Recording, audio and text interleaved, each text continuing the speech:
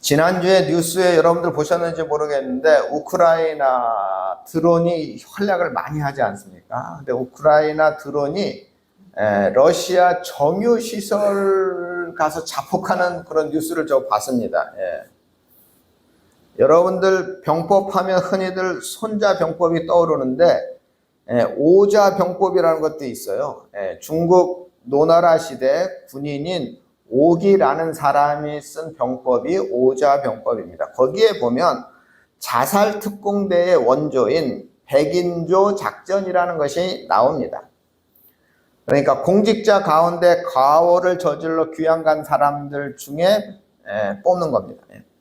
또 전쟁에 패해서 퇴각해서 불명예를 입은 사람들 중에 선발을 또 하는 것입니다. 그리고 전쟁으로 가족을 잃은 그 자제들 중에 그 사람들을 뽑는 것입니다. 그래서 백인조를 만들어 전선에 투입해서 일당백의 위력을 발휘하는 작전이 이 백인조 작전이라는 것인데, 이러한 작전은 우리나라에도 있었고 하여튼간 이런 작전이 우리가 영화나 이런 데 보면 많이 있죠. 우리나라에는 실미도라고 실제 그런 불량한 사람들, 범죄자들 이런 사람들을 모아다가 훈련을 시켜서 북파공작원으로 보내기도 한 뭐 그런 사실이 있었던 것 같습니다. 무엇보다도 자살특공대 하면 가미가제가 생각나죠. 2차 세계대전이 끝나갈 점 일본은 미 항공모함에 대항하기 위해서 정말 자살 공격을 감행했습니다. 이러한 자살특공대의 역사는 인류 역사의 비극 중에 하나인데, 이 비극이 21세기에도 계속되었죠.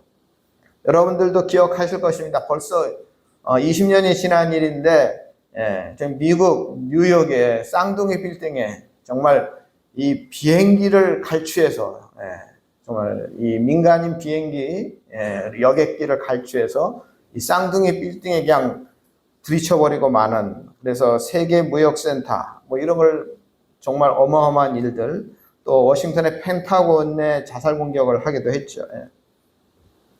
이슬람의 자살 특공대는 지금도 계속되고 있습니다.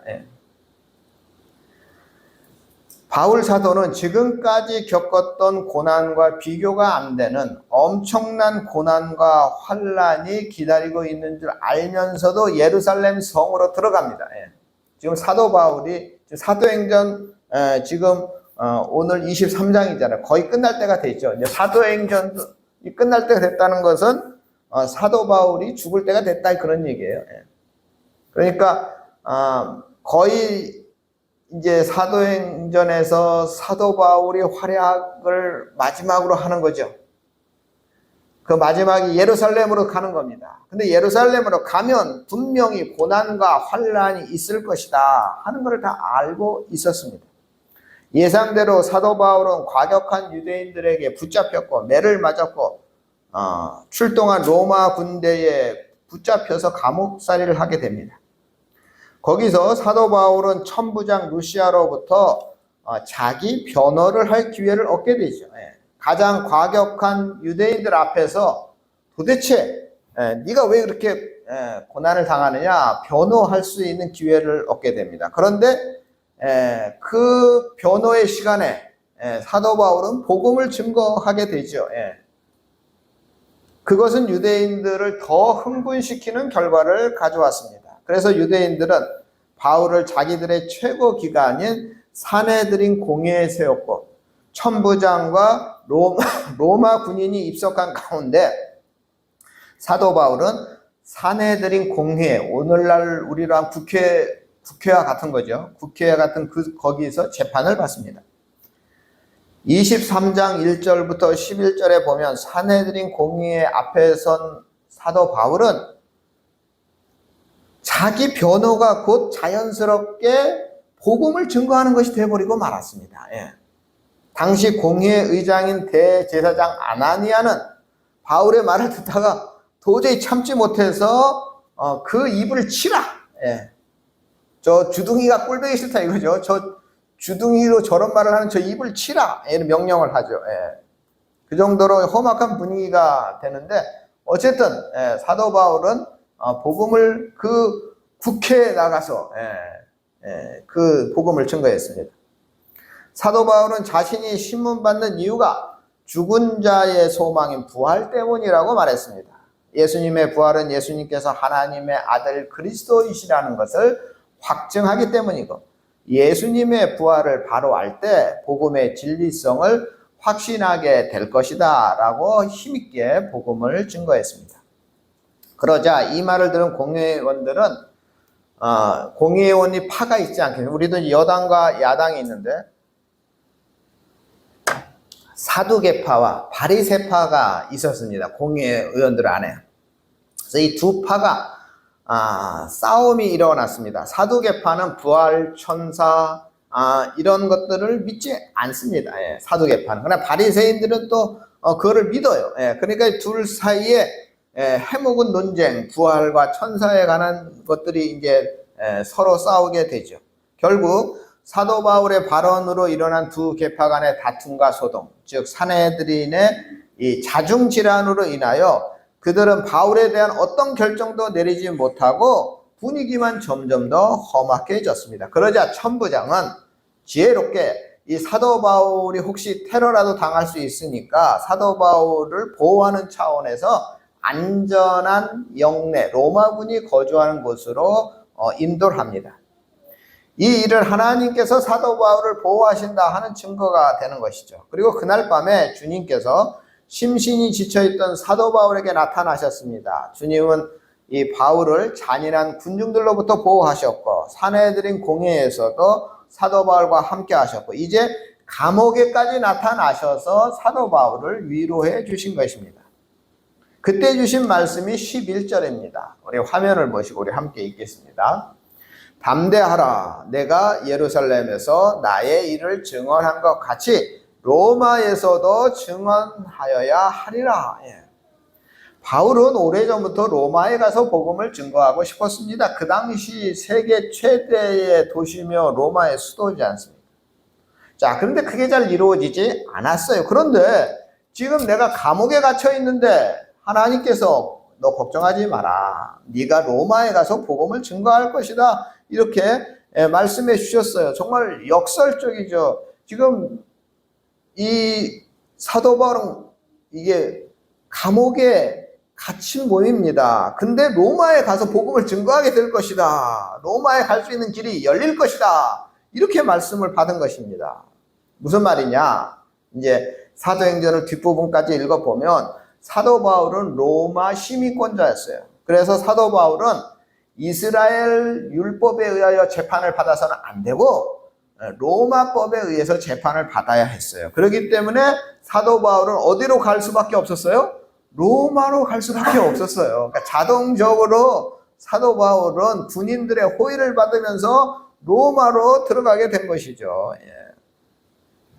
그런데 감옥에 갇힌 그 밤이 지나면 사도 바울을 제거하려던 무리들, 그들이 곰곰이 그날 밤에 생각해 보니까 가만 보니까 자기들이 사도 바울을 도와줬구나 하는 그런 생각이 뒤늦게야 들었습니다. 무슨 말이냐? 사도 바울은 유대인들에게 로마 군에게 붙잡힌 몸이 되어 공식적으로 로마 법 집행을 통해서 자기 변호를 할 수 있는 기회를 얻었습니다.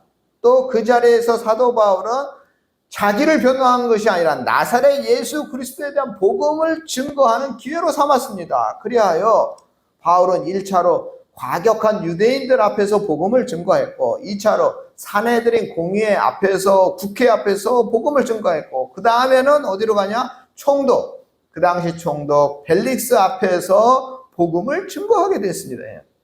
일이 이렇게 진행된 것은 바로 누구 때문이에요? 자기들 때문이었어요. 유대인들 때문이었어요. 나중에 깨달았어요. 어쩔 수가 없었어요. 이제 와서 이거를 어떻게 돌이킬 수가 없었어요. 왜? 사도 바울은 로마 그 법 안에 있었기 때문에 자기들이 어떻게 할 수가 없었어요. 그때 과격한 젊은 유대인들이 나섰습니다. 조직을 만들고 사도 바울을 암살을 하려고 계획을 세웠습니다. 일종의 자살 특공대 같은 것을 만든 거죠.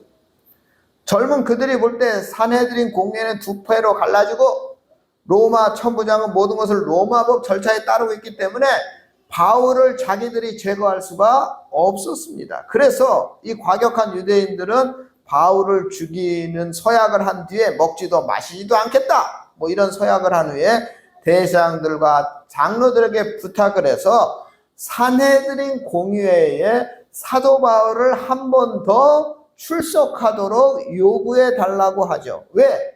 이거는 출석하는 그 과정의 그 길, 그 도상에서 자기들이 테러를 일으키겠다는 거죠. 자살 특공대에 테러를 일으켰다는 겁니다. 전날 산헤드린 공의회에서 결정을 아무것도 못했잖아요. 그럴 때 명분이 있었습니다. 다시 한 번 더 출석하라는 명분이 있었습니다.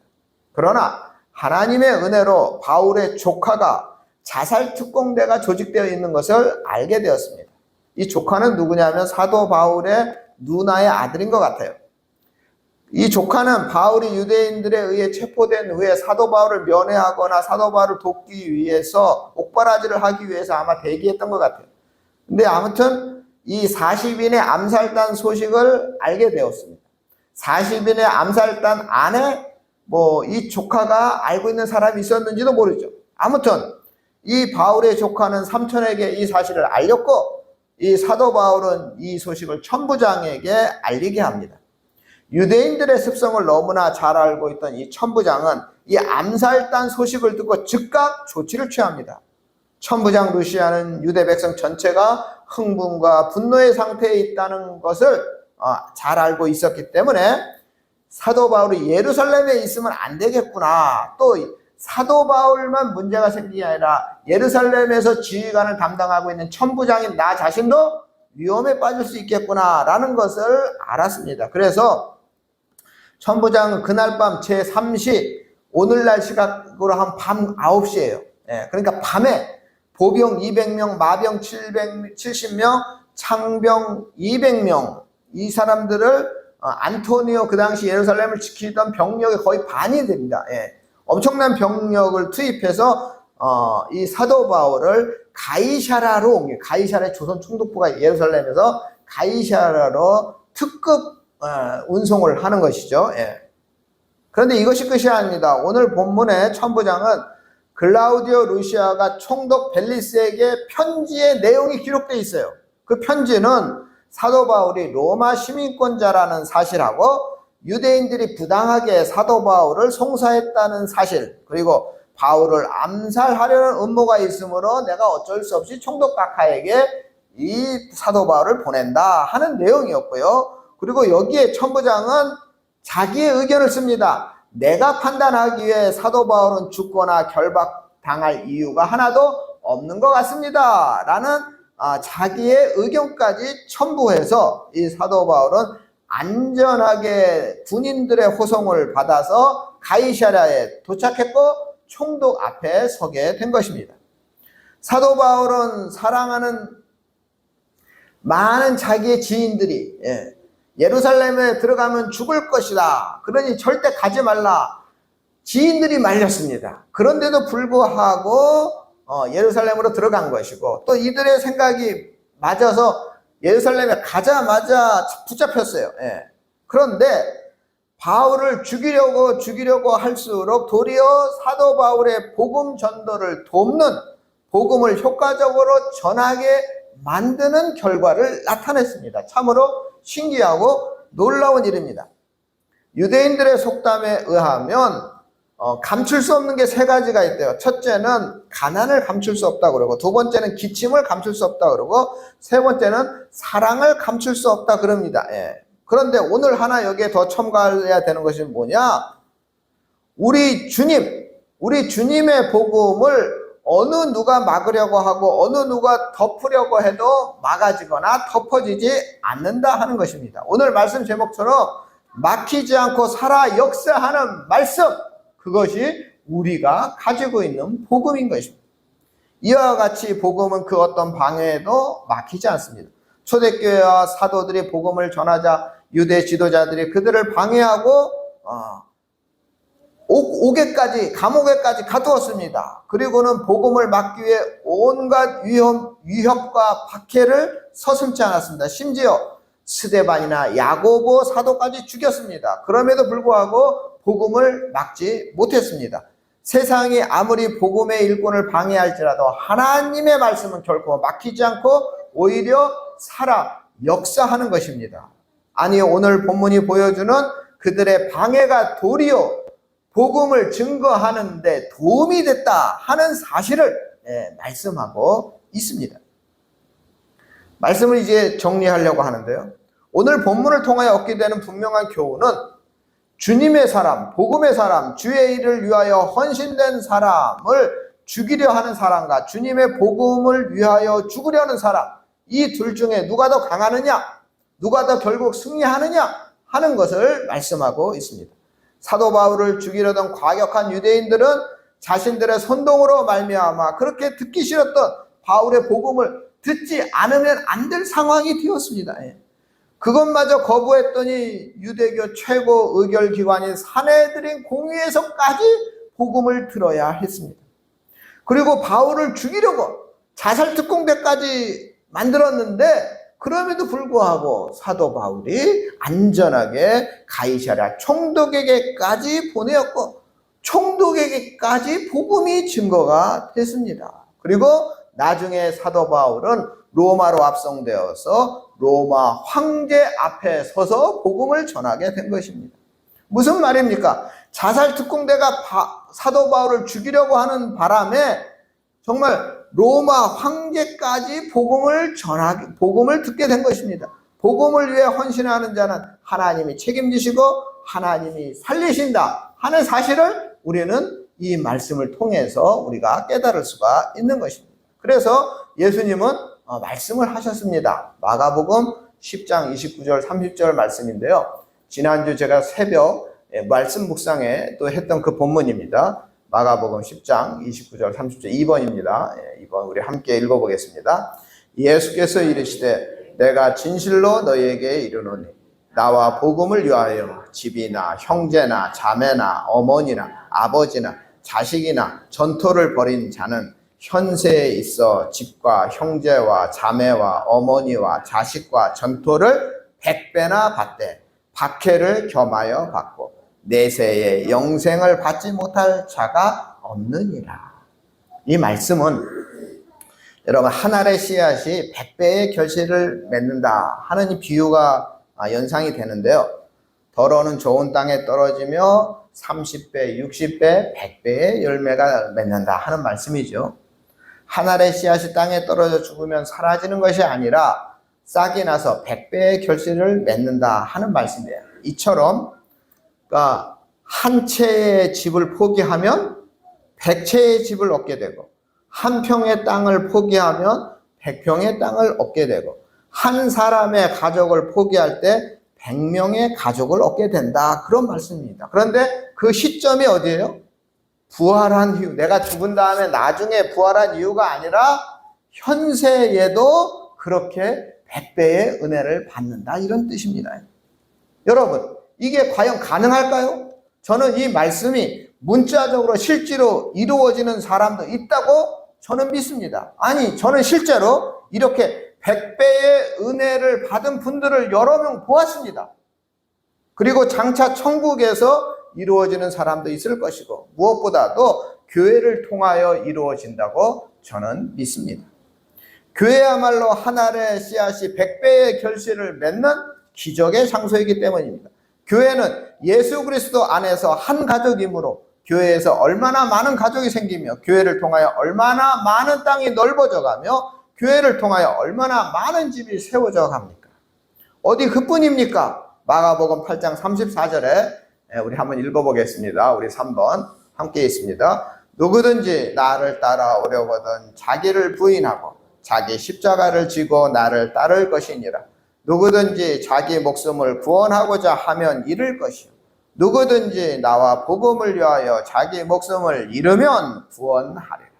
주님을 위하여 자기 목숨을 잃으면 구원을 받는다 하는 말씀입니다. 주님은 당신을 위하여 자기 목숨을 던지는 사람들을 구원하시고 우리가 알 수 없는 더 크고 놀라운 은혜로 100배나 갚아주신다는 말씀입니다. 오늘 이것이 오늘 본문이 우리에게 증언하는 그런 귀한 은혜의 말씀입니다.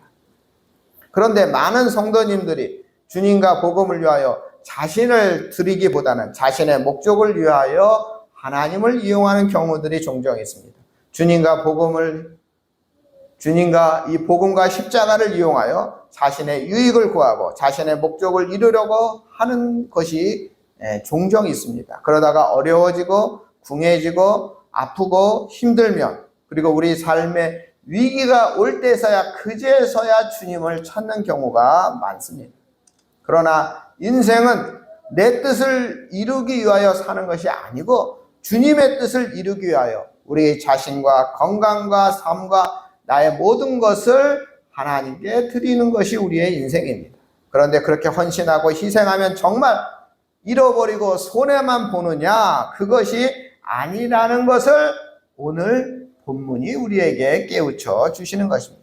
과격한 유대 젊은이들이 자살 특공대를 조직하여 사도 바울을 죽이려고 했지만 바울이 죽었습니까? 아닙니다. 바울은 더 살아났고 복음이 더 증거되었습니다.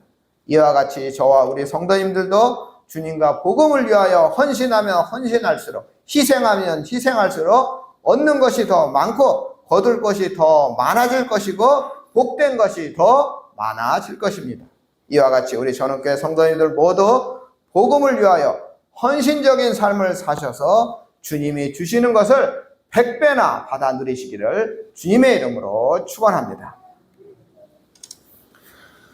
사랑의 하나님, 죽음을 각오하고 예루살렘에 들어간 사도 바울, 바로 감옥에 갇혀있는 신세가 되었지만 그 감옥이 오히려 사도 바울을 보호하였고 그 모든 재판 과정을 통하여 더 많은 사람들에게, 로마 황제에게까지 복음을 전할 수가 있었습니다. 우리 성도님들도 막히지 않고 살아 역사하시는 말씀을 믿고 헌신하고 희생하는 성도가 되어서 주님이 주시는 100배의 은혜를 이 생에서부터 받아 누리게 하여 주시옵소서. 우리를 구원하신 예수님의 이름으로 기도드립니다. 아멘.